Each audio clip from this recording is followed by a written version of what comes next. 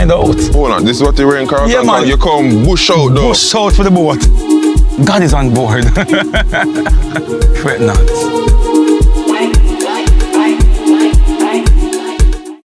People, are you ready?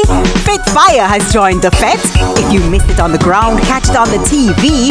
Shani Fitness brings her high-energy, dance-filled workout series, Fit Fire, to a TV near you. Join her and her team as they continue to get you fit for the Fete this season. Monday to Friday, 5 a.m. on CVM TV. Fit for Fete, the ultimate workout series, getting you ready for the road. Powered by CVM TV. Fit for Fete, brought to you by Smirnoff. We do Carnival. Drink responsibly.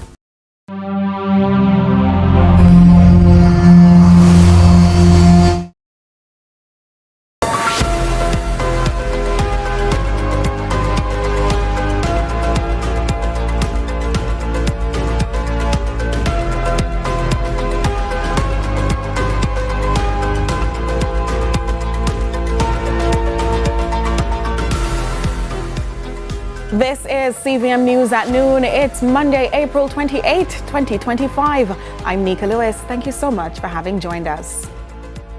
We begin in the political arena. People's National Party General Secretary Dr. Dayton Campbell is again urging the Prime Minister to call the general elections now.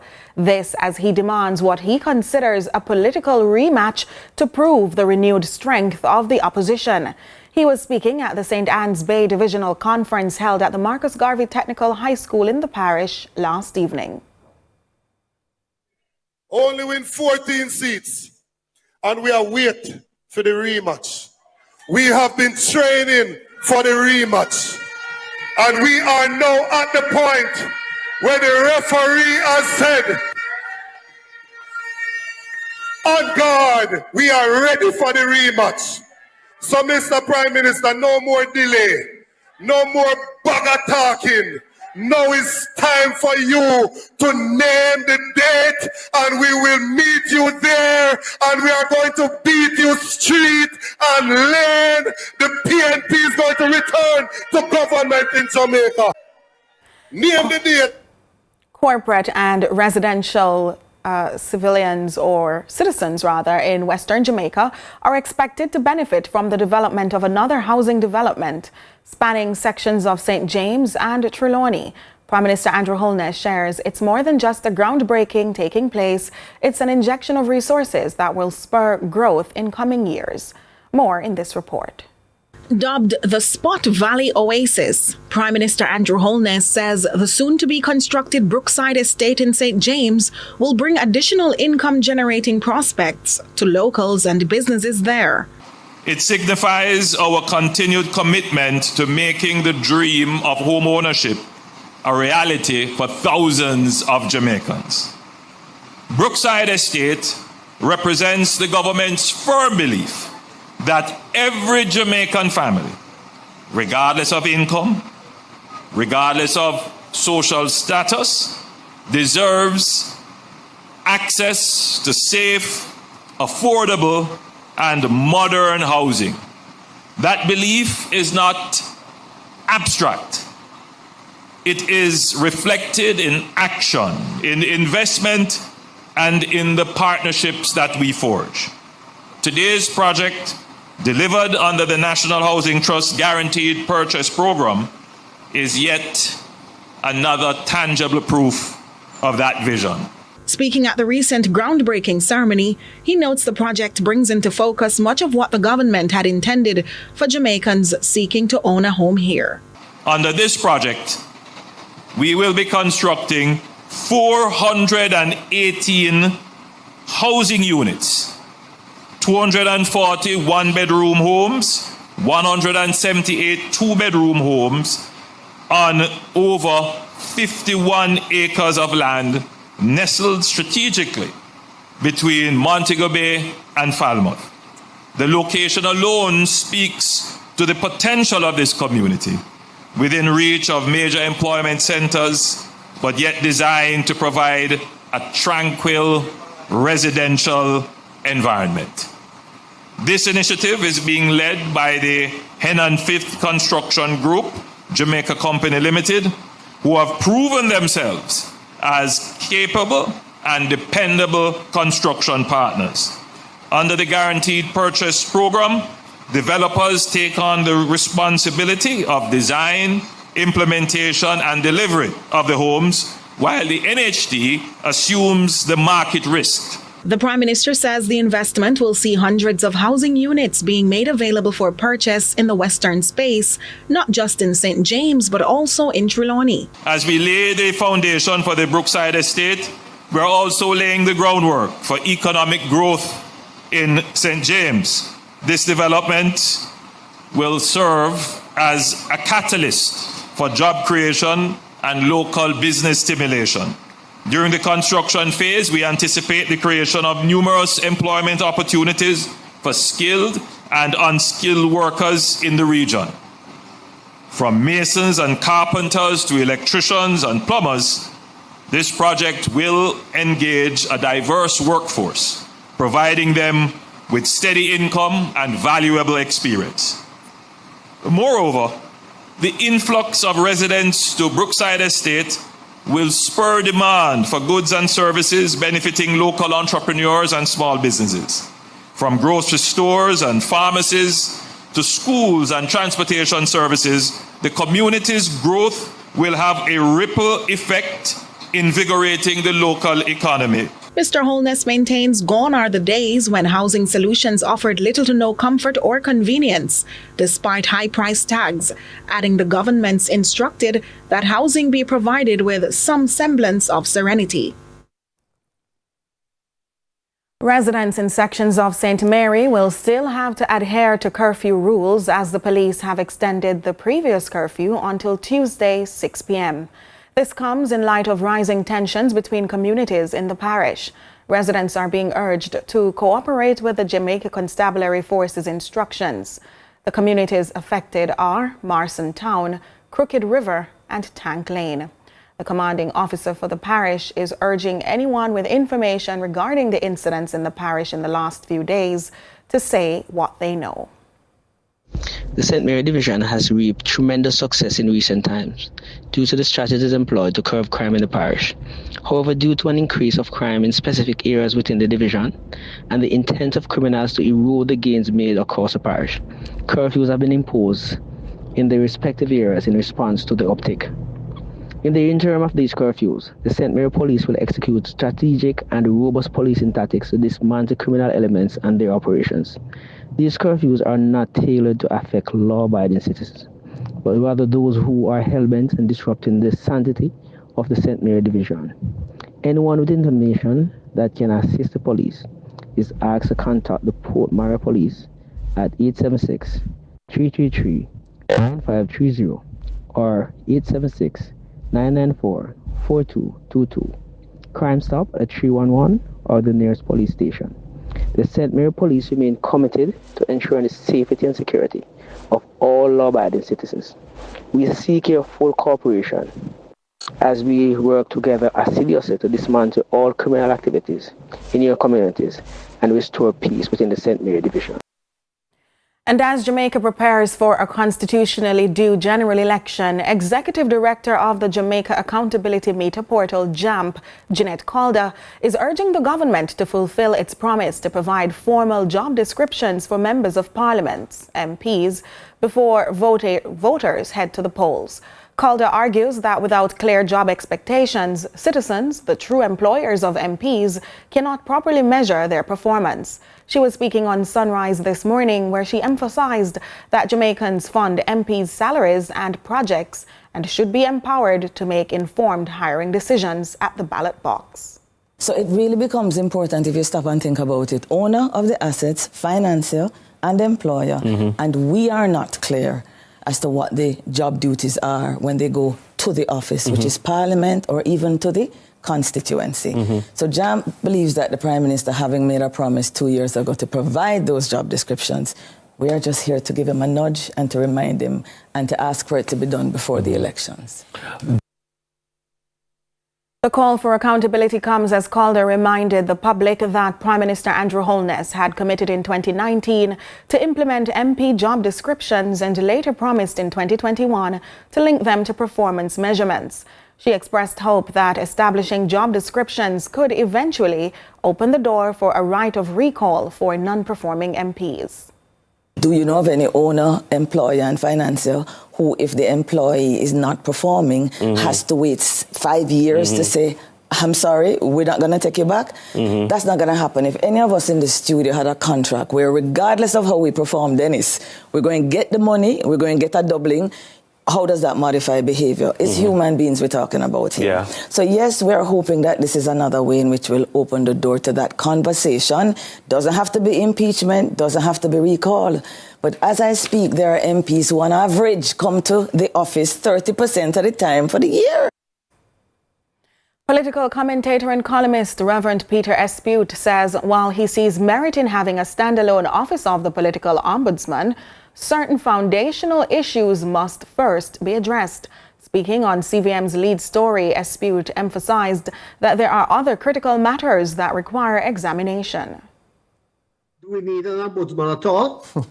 If the answer is yes, then what sort of ombudsman do we need? Do we need an ombudsman, a person, or do we need a committee? Can a committee perform the function of an ombudsman as well as an individual? It's my view that a committee can't really do the job. This kind of job is a job for an individual, a person who will observe the political landscape.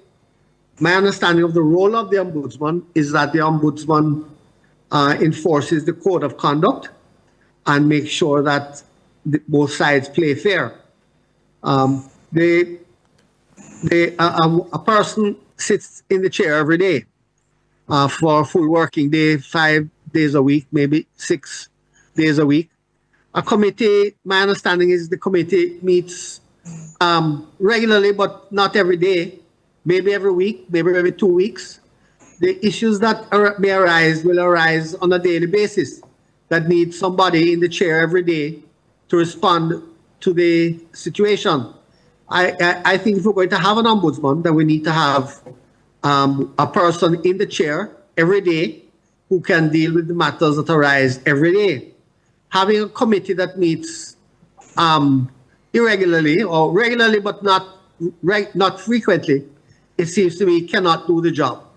And so my view is that the ombudsman must be a standalone office.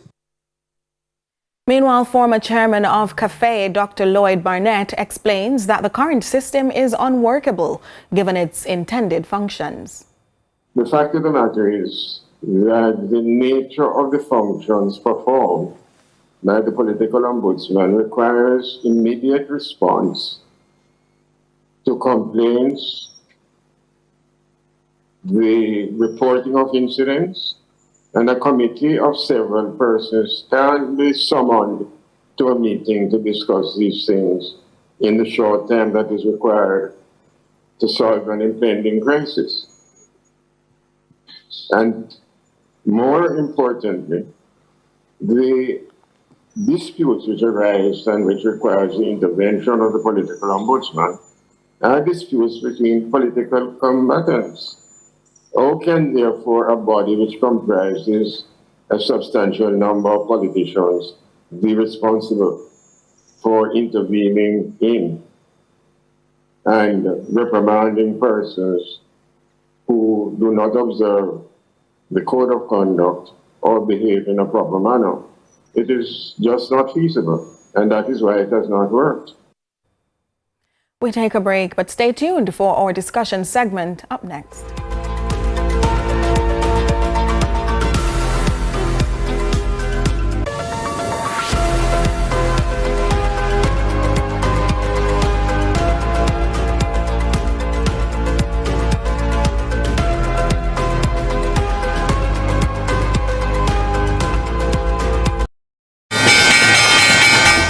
We needed to raise capital, but our experience with local financial institutions was that they were cautious and slow to act, and interest rates were far too high.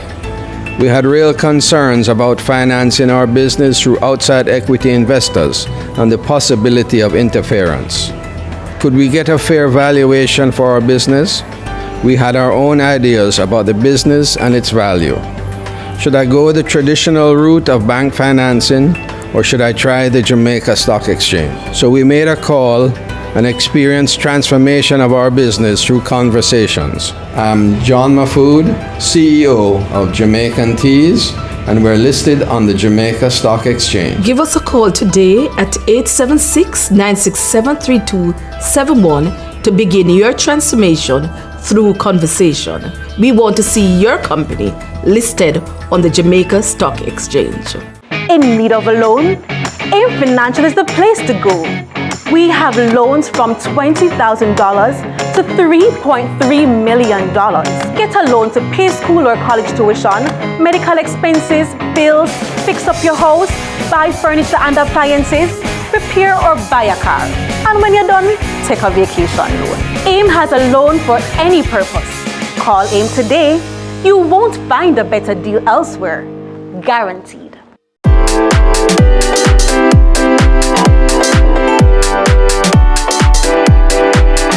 The Time is brought to you by Ford Territory.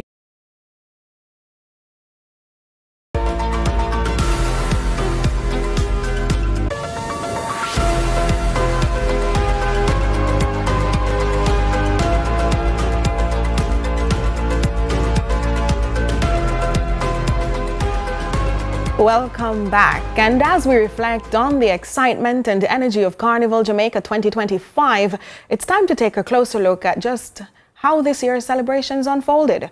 Of course, this afternoon we're being joined by Keno Johnson, Gen X's director, who will give us a review of the event. Welcome, Mr. Johnson.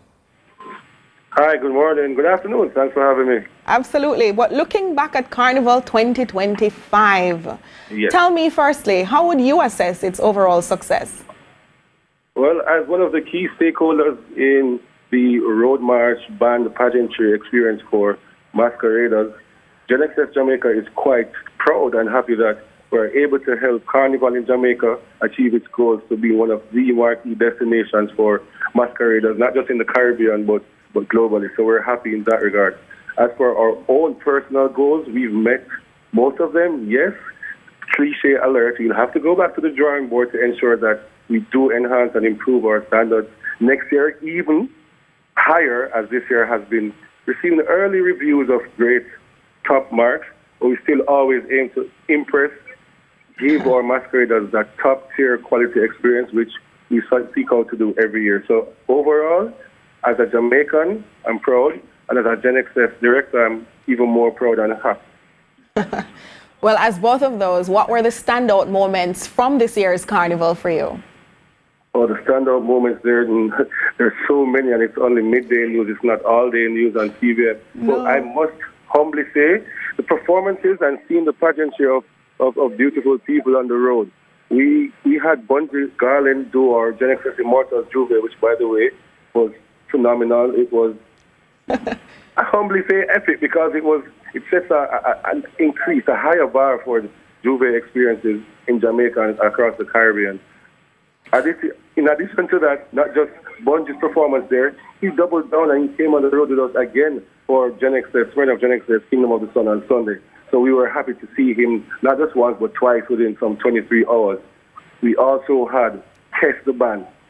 What the perfect climax to Friend of Gen XS, Kingdom of the Sun. And we held it in our own, Jamaica's own Emancipation Park in New Kingston. So with all the masqueraders, some 11 costumes, of what a unique section for male revelers only, our T-shirts on Seeker section, and just to see people chip in with water in their hand and enjoying drinks responsibly from Smirnoff and Rum Stripe. And of course, our semi-quote-unquote national dish KFC was just an awesome experience of pageantry, beauty, fun, and everybody did so responsibly. We appreciate the responsible aspect. How did the turnout, though, compare to previous years? And what do you think drove the attendance? The top Gen X experience, our masqueraders are loyal and they do bring family and friends. Plus, our online presence and our presence inside FETs across the Caribbean as well as North America. That's what Gen Xers do, and that's how we present ourselves. So we are ever present, we're ever listening and reactive and conversational, communicative in all these aspects of presentation, style, pageantry, the glam, the music, the audio, the presentation of DJs and artists, etc. We are an inclusive bunch of all body types, all cultures, all different types of culture across the Caribbean. So it's just listening, planning, acting, reacting, and ensuring that, yes, we want top quality, top experiences, but the manner of how and when and where to do it, it has to all make sense. And when persons see and experience it, after coming off 2024 Banner of the Year in Miami, and then having one of the standout sections with Tribe Carnival in Trinidad and Tobago for 2025, and Trinidad Carnival is the Mecca, persons are aware. The carnival seekers and chasers are very much alert and cognizant of all that's going on. So with the modern day, yes, we are in the AI space of modern social media and technology where everything is next to instantaneous. We have to be cognizant of all of that while